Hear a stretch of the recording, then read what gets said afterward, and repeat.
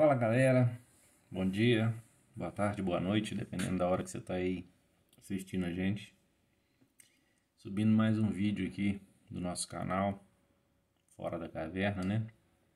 Com os mitos da caverna. Hoje, pretendendo ser bem curtinho, bem conciso. Ontem a gente estava num debate sobre legítima defesa em função de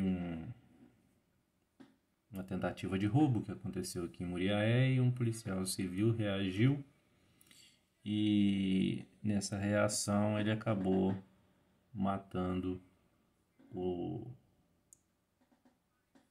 criminoso.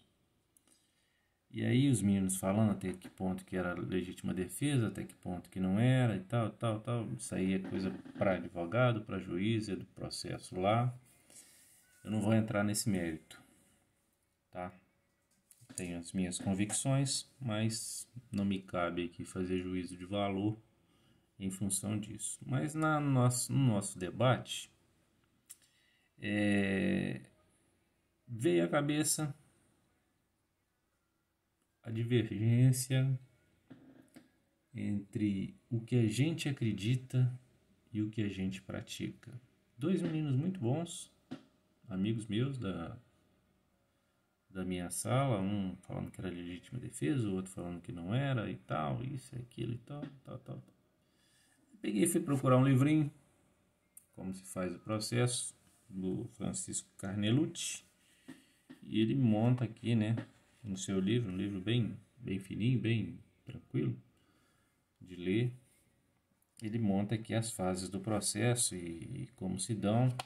E nós sabemos que o direito brasileiro ele é pautado no direito romano, né? Ele é baseado no direito romano. Então, o Código de Processo Civil ele garante a qualquer cidadão o contraditório, a ampla defesa, o duplo grau de jurisdição, o princípio da inocência.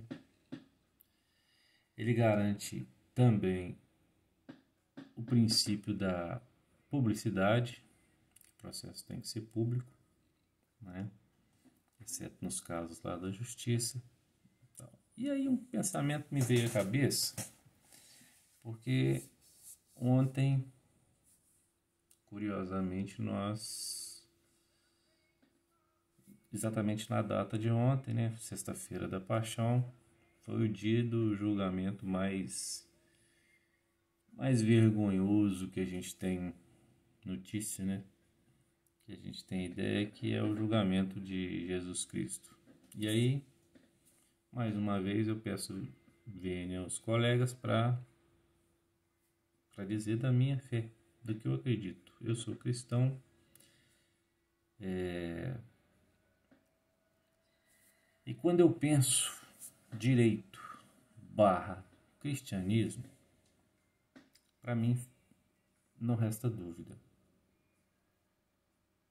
Eu vejo muitas pessoas falando que tem que matar, que tem que ter pena de morte, que o cara tem que sofrer pena de tortura, que tem que apanhar, que tem que fazer isso, fazer aquilo. Direito de cada um pensar nisso. Mas alguém que abrace a carreira do direito, primeiro ele já não pode pensar assim por conta dessa ideia, desses princípios que eu falei. Contraditório, ampla defesa, duplo grau de jurisdição, princípio da inocência, da presunção da inocência, né? Já não pode ir por essa onda, senão ele não pode ser um operador de direito. O certo é você pegar o elemento, foi pego, entrega para justiça. Quem tem que fazer justiça é a própria justiça. Para isso tem os elementos essenciais lá da justiça: juiz, advogado, Ministério Público, promotor, e eles é que são encarregados de fazer isso. O trabalho da polícia é pegar, prender e entregar. O que vai ser feito lá é outro departamento. Por isso é que existem esses elementos essenciais que tem que debater e discutir a respeito. Mas eu vou um pouquinho mais além e tomo a liberdade de debater isso com vocês. Qualquer pessoa que seja cristão, ele não pode admitir a pena de morte. Ele não pode admitir a tortura. Não pode. Porque vira um contrassenso. O operador do direito, ele até pode ter linhas diferentes. Ele pode pensar diferente. Ele pode ser convencido pelo cliente de que foi uma legítima defesa, que estava em estrito cumprimento do dever, defesa de bem material, defesa de terceiro, ele pode até entrar nessa linha. Mas aquele que é cristão, e aí eu estou falando diretamente para você, meu amigo, que quer entrar na carreira do direito, ou mesmo que me ouve e não consegue separar uma coisa da outra, não se pode servir a Deus e a Mamon, está escrito lá na Bíblia. Embora não seja católico, embora não seja evangélico, já li diversas vezes e isso fica bem claro. E duas passagens são muito interessantes. Uma é essa, não se pode servir a Deus e a Mamon. E outra parte é a César o que é de César, a Deus o que é de Deus. Isso separa a materialidade da religiosidade, da teologia, da ideia de acreditar num Deus único. E é isso que eu queria tocar nesse assunto com vocês. O julgamento de Jesus Cristo, ele acontece, a Judéia estava sob domínio de Roma, então ele deveria ter seguido os preceitos do direito romano, que são os mesmos do preceito do direito brasileiro. Exatamente os mesmos, não tem diferença. Presunção da inocência, tudo assim. E o que se viu foi um julgamento político. Porque o sinédrio, os judeus confundiam religião com política. Até hoje você tem países que são ligados a isso, né? Por exemplo, no Irã, o Ayatollah é líder religioso e líder político. E outros países também. Embora o Irã não seja judeu. Pelo contrário. Mas existe isso. Mas em Roma não. Em Roma você tinha a autoridade governamental, a autoridade política, e você tinha lá os doutores lá do templo, etc. É assim. O julgamento de Jesus Cristo ele acontece ferindo todos os princípios do direito. Foi preso durante a noite, foi torturado, foi levado a Anás e Caifás, depois levado a Herodes, né? Ou vice-versa, primeiro ele foi Herodes, depois ele foi Anás e Caifás. A ordem não me vem muito à cabeça. Até que chegou a Pôncio Pilatos, que lavou as mãos e ele foi. Numa noite só, da hora que ele foi preso até a hora da morte, ele foi julgado, condenado, torturado e levado à morte. Vamos fazer o sentido reverso? Para a gente pensar um pouquinho. Alguém que seja cristão, que aprove a pena de morte, no mínimo ele está num contrassenso. Por quê? Porque o nosso mestre, o meu mestre,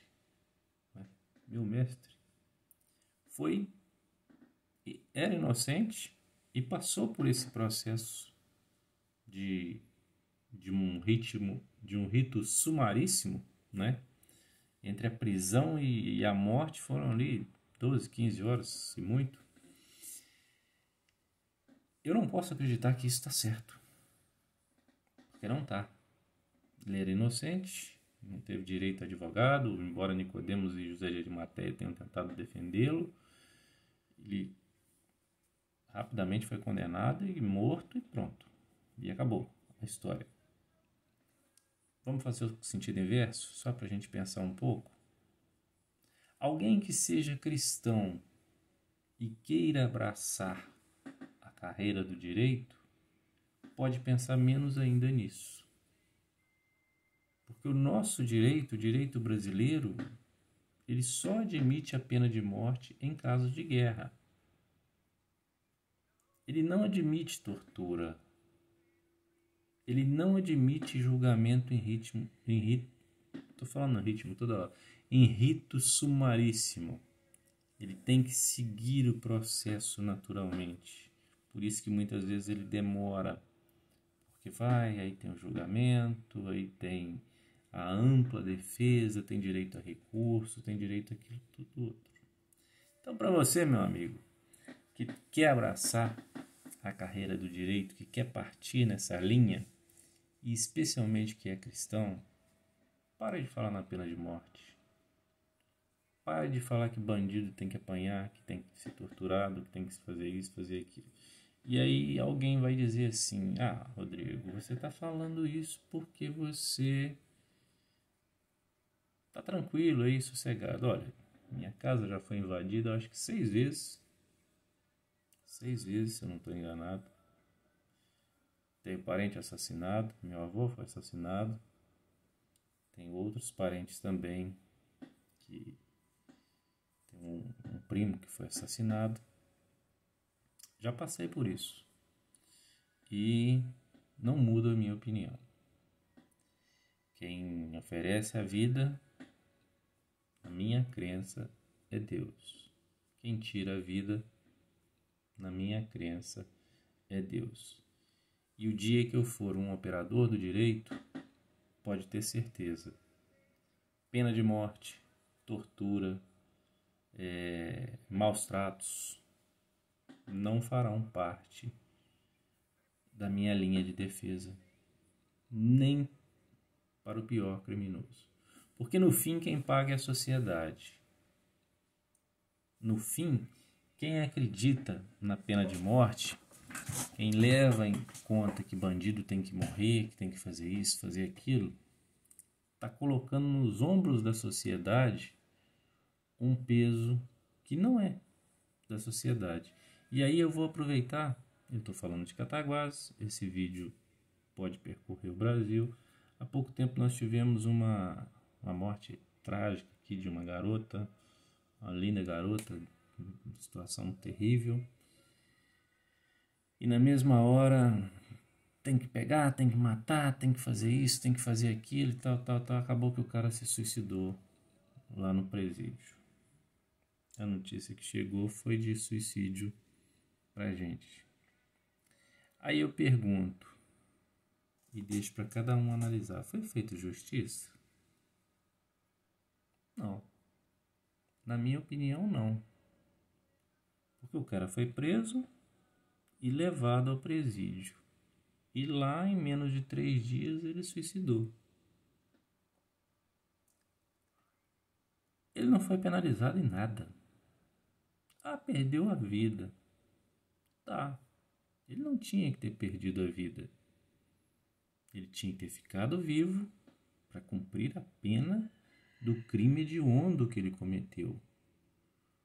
Porque ele acabou com a vida de uma jovem de 13 anos, ele dizimou a família, ele fez atrocidades com a garota, causou um nível de revolta enorme.